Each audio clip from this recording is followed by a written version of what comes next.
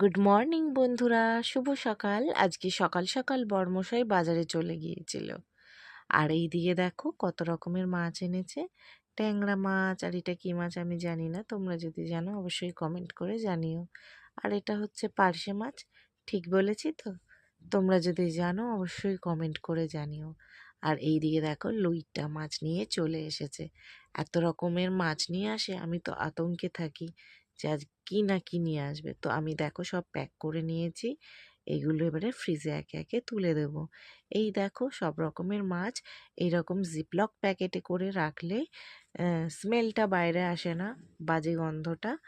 আর এই দিকে দেখো ফ্রিজের জায়গাটাও কম লাগে, কৌটো রাখলে অনেকটাই জায়গা লেগে যায়।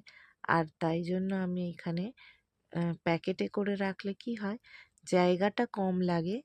আর পরিষ্কার পরিচ্ছন্ন, মানে ওখানে কোনো রক্ত জল কিচ্ছু বেরোয় না, একদম নিট অ্যান্ড ক্লিন থাকে।